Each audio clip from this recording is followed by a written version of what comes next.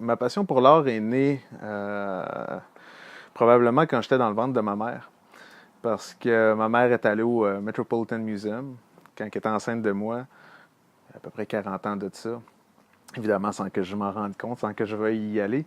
Mais j'étais peut-être destiné à grandir dans un environnement comme ça parce que ma mère était à l'époque, puis elle a eu une carrière en histoire de l'art. Donc, évidemment, très jeune, j'ai vu des livres d'histoire de l'art. J'ai parcouru des livres, puis j'ai eu un intérêt vraiment marqué pour l'art visuel, la sculpture, la peinture, entre autres. Sans même savoir que j'avais un intérêt, je le faisais juste par pur plaisir de procuration. Alors, ça a un peu commencé comme ça. Ensuite de ça, j'ai fait plein de modèles réduits, j'ai fait plein de choses. À un moment donné, j'ai essayé, là, vers 20 ans, là, quand je suis arrivé à Montréal, de faire, j'ai peut-être fait quoi, 5 ans de cinéma, où ce que j'ai travaillé beaucoup dans le film, dans aussi des courts-métrages, dans la pub, comme technicien au décor. Au cinéma, tout le monde qui a travaillé en cinéma le savent, tu as des horaires de débile mental, tu n'as pas de vie. Des fois, tu as des super de belles expériences, comme j'avais travaillé sur Nextfloor avec Denis Villeneuve, ça a été une belle expérience. Ça a été d'ailleurs mon dernier court-métrage sur lequel j'ai travaillé. Puis c'est un peu étrange parce que ça a été à ce moment-là que j'ai décidé de faire à 100% qu'est-ce que je voulais. Donc la sculpture et la peinture. Avant ça, j'en faisais déjà beaucoup, comme depuis 16 ans, je suis à côté là-dedans. Mais bon, mon année, il fallait que j'essaie de trouver une stabilité. Le cinéma, c'est pas très très stable non plus. Mais pendant un court moment, ça a été comme un sideline, on pourrait dire. Ouais. On dirait qu'il faut être poussé au mur pour que l'homme comprenne l'importance de l'instant, l'importance de la passion et de la créativité. Puis c'est à ce moment-là, fait peut-être des bonnes décisions du genre, ce job-là de merde, elle rend ma vie insupportable. Qu'est-ce que j'aime? Ben, c'est l'art, c'est la peinture, la sculpture, je sais pas, le piano, planter des orchidées, peu importe la forme artistique qu'on aime pratiquer. On dirait que ça prend un petit coup de marteau là, sur la tête, là, juste un petit choc ou quelque chose, bref.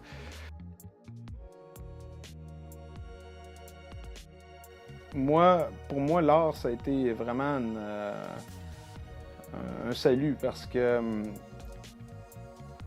ça a été la chose justement qui m'a permis de m'émanciper. Ça a été la chose qui m'a permis de dire, hey, tu sais, moi le matin, j'ai le goût de faire quelque chose que j'aime.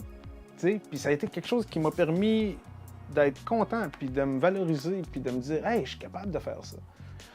Donc, d'enseigner, puis de partager ça, c'est primordial. Surtout quand je vois, puis je continue à avoir beaucoup d'étudiants puis d'adultes des fois aussi, qui me disent, Jean, tu sais quoi, t'as fait le bon choix, t'sais. Continue, même si c'est dur, t'as fait le bon choix. Moi, tu vois, je viens prendre les cours là, parce que j'aurais rêvé de faire ça toute ma vie. Puis le petit monsieur, il arrive, il a 60 ans. Ou le gars, il arrive, il sort d'une dépression. Ou le gars, il arrive, il sort des problèmes de drogue. Puis là, il veut apprendre. Là, les yeux grands ouverts, là, il est tout passionné, là, il est tout allumé. Là. Puis là, j'y montre ça, là, puis là, il part là, de l'atelier, là, puis il est tout motivé, là, puis là, il veut faire plein de projets, là, puis là, il tient un peu à terre. Ça, moi, ça me fait triper bien raide. Je veux dire, qu'est-ce que tu veux que je fasse de mieux que de me réaliser en artiste, mais aussi que de montrer ça? Puis, évidemment, la pédagogie, l'éducation, c'est la première chose. Je veux dire, combien il y a de centaines d'artistes qui ne savent même pas qu'ils ont des talents artistiques? Parce qu'on ne leur a jamais montré. On les a toujours désespérés en leur disant qu'ils vont mourir de faim. C'est faux! C'est absolument faux. N'importe qui fait des sacrifices, puis qui fait le travail, puis qui est vraiment, vraiment centré sur ce qu'il fait, ben va éventuellement arriver à en vivre. Les Bernin, les Léonard de Vinci, qu'est-ce qu'ils ont fait? Ben, ils ont travaillé pour des rois, ils ont travaillé pour des mécènes, ils ont travaillé pour des gens fortunés qui avaient un goût pour les arts. Donc, je me suis dit, ben, je vais faire comme les autres. Qu'est-ce que je pourrais faire d'autre, d'une manière ou d'une autre? Je veux dire, moi, je suis l'aîné d'une famille de 5 enfants. Mes parents sont 2 professeurs. Ma mère est professeure d'histoire de l'art, mon père prof de philo. Donc oui, on a une bonne éducation, mais on n'avait pas d'argent. Moi, il fallait que je travaille pour que je passe les journaux à partir de 8-9 ans pour payer un BMX, pour me payer mes modèles réduits, pour me payer mes skateboards. Ça fait que, bon, comment j'allais faire, moi, pour réussir à vivre en or? C'était complètement impossible. Mais c'était la seule lumière au bout du tunnel. C'était la seule chose qui m'inspirait. Ça fait que, évidemment, j'ai décidé de faire ça, coûte que coûte, puis peu importe le sacrifice. C'est vrai, c'est dur, puis tout ça, tu sais, mais j'aimerais bien pouvoir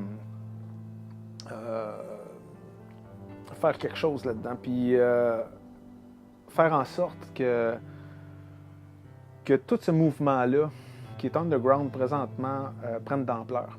Ça serait de créer des groupes, créer des événements, créer quelque chose d'inspirant pour la population. Quelque chose de bien moderne, mais de bien significatif de ce qui se passe aujourd'hui dans notre société, avec des artistes d'aujourd'hui, avec des Québécois, avec des Canadiens. De présenter des choses qui sont pas des choses d'un artiste mort v'là 2 siècles. Puis je pense que c'est possible de le faire de manière décente. Puis je le souhaite grandement. D'ailleurs, peut-être que ça n'arrivera jamais.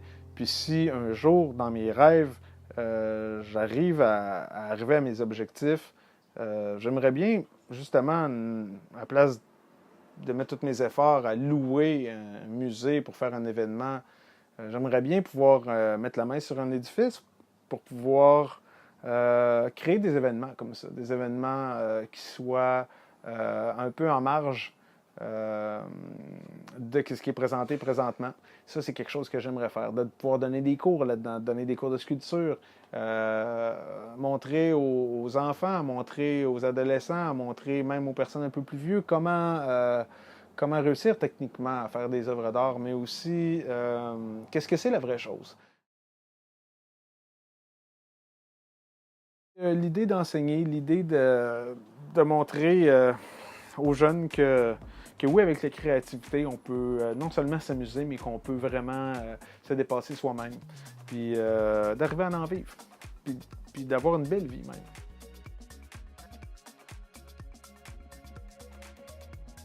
La dépendance aux subventions puis aux galeries que beaucoup d'artistes au Québec puis partout dans le monde ont, qu'est-ce qu'on fait?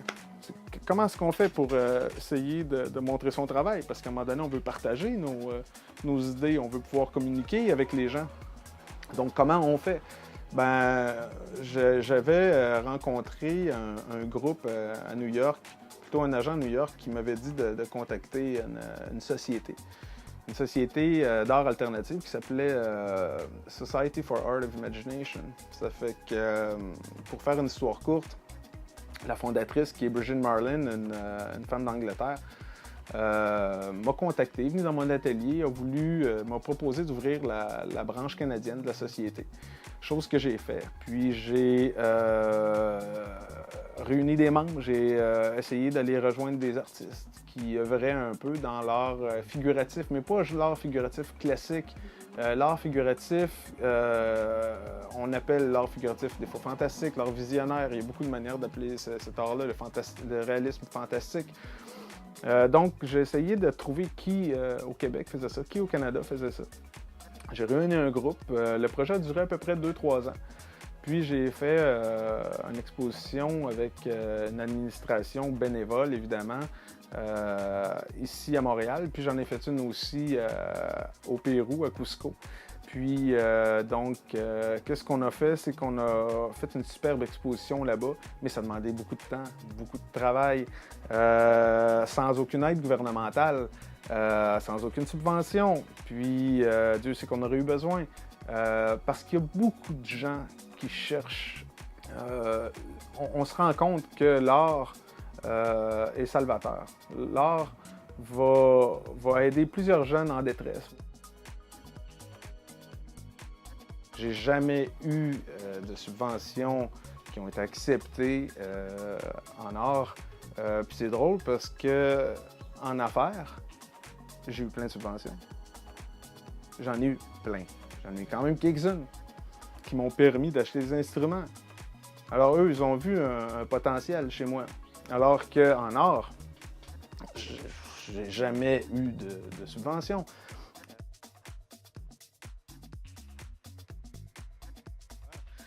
Maintenant, qu'est-ce que c'est la solution? C'est quoi la solution?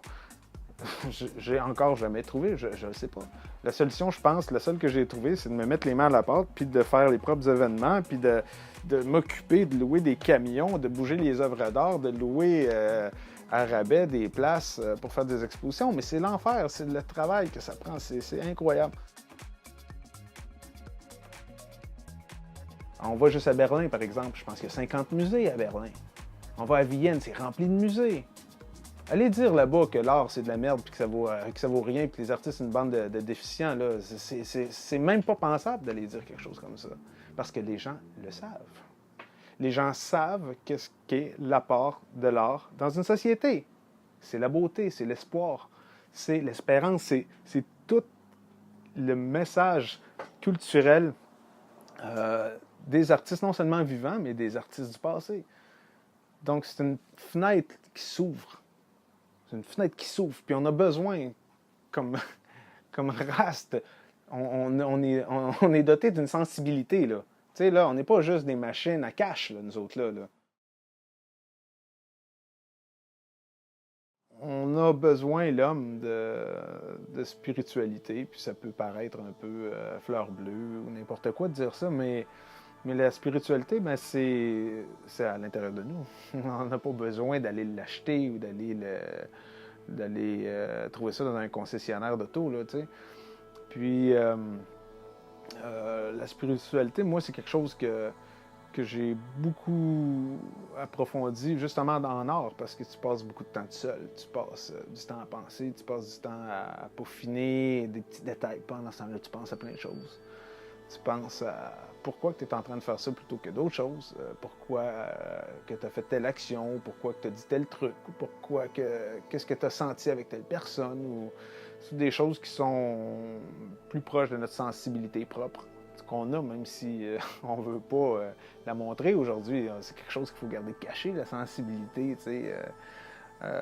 C'est pas quelque chose que tu peux montrer. Ben non, parce que là, t'as peur que tout le monde te la piétine puis te la déchire d'en face, ta sensibilité. Mais c'est ça, je pense que la matière, c'est partout autour de nous. C'est juste ça qui existe. La spiritualité, bon, on l'a perdu. Et là, je parle de spiritualité, je parle pas de religion, là. Et puis je pense qu'au contraire de ce qui nous est véhiculé comme message, la matière doit être au service de l'esprit. Si la matière n'a pas de direction, si la matière n'a pas de profondeur, ben c'est juste qu'une matière inerte. C'est une matière sans aucune profondeur, sans aucun sens, qui apportera jamais rien à personne. Puis, si l'esprit est le guide de la matière, ben là, à ce moment-là, c'est là que ça va créer des belles œuvres d'art. C'est là que ça va créer quelque chose de profond, quelque chose qui va être porteur, quelque chose qui va rester. Moi, quand je fais des œuvres d'art, ben, c'est ce que je souhaite, c'est ce que j'aimerais qui soit diffusé avec ce médium-là, qui est la sculpture ou la peinture. Même avec la musique, j'aime aussi faire de la musique. J'aime ça qu'il y a quelque chose que tu te sentes de telle manière. D'ailleurs, j'aime ça parce que je me suis rendu compte que c'est des œuvres d'art porteuses qui m'intéressaient dans les musées. C'est vers ces œuvres d'art-là que je vais rester plus longtemps. Pourquoi? Parce qu'ils ont quelque chose de plus profond. Puis évidemment, qu'est-ce qu'ils ont? Ben, ils ont une part de l'esprit de l'artiste, que l'artiste a mis dans ces œuvres d'art. Puis, il faut aller un peu plus loin que l'ego, à un moment donné. Tout le monde veut avoir cette petite montagne, tout le monde veut être en haut de cette petite montagne, puis jeter tout le reste du monde en bas. Je veux dire, oui, c'est très humain, on ne peut pas rien faire pour changer ça, c'est malheureux, mais je pense que tout et chacun peut quand même faire quelque chose pour changer ça. dans le sens où ce que, tu sais, la montagne, on peut toujours tous y monter en haut. C'est difficile. Il y a toujours quelqu'un qui va vouloir nous jeter en bas, ou on va peut-être avoir la tentation d'en tirer quelques-uns en bas. Mais l'idée, à un moment donné, c'est de pouvoir communiquer, c'est de pouvoir partager la passion, de pouvoir partager l'art, d'essayer d'aller un peu plus loin que nous-mêmes. Donc, tu sais, on sait que quelqu'un sur une montagne, ça fait de l'ombre, puis que ceux qui sont à l'ombre, ils n'aiment pas ça être à l'ombre. Mais pas de problème, t'aimes pas ça être à l'ombre? Pas de problème, ben monte-la ta propre montagne. Je dirais même, construis-la ta propre montagne. Sculpte-la. T'as pas les matériaux, ça fait rien. Va dans le marais, trouve de la boue, mets-la là, apporte-la avec un bac, mets-la ta petite montagne, fais-la ta petite montagne. Dis, mets des roches dedans, fais-la ta montagne. Puis fais une œuvre d'art de ta montagne, fais un temple avec ta montagne. Je veux dire, tu peux créer des choses absolument fabuleuses avec des moyens tout à fait négligeables, mais l'intention va se transformer en quelque chose de grandiose. Puis le grandiose, à un moment donné, va attirer l'attention de quelqu'un, quelque chose qui va pouvoir t'aider à construire encore mieux. Puis la vie, moi, j'aurais jamais pensé d'être aujourd'hui capable de vendre des œuvres d'art, mais j'en ai vendu quelques-unes qui m'ont permis de continuer. Puis il ne faut pas perdre espoir parce qu'il y a quelque chose qui arrive. Quand on commence à croire puis à mettre de l'énergie dans nos rêves, puis surtout à mettre la main à pâte, ben il y a des belles choses qui arrivent. Puis des choses qui sont pas très loin du miracle, des choses miraculeuses, des choses insensées, des choses fabuleuses. Fait qu'il faut croire dans l'art, il faut croire en nous-mêmes. Puis tu sais, c'est un petit message d'espoir, on va dire, mais fondamentalement, j'y crois.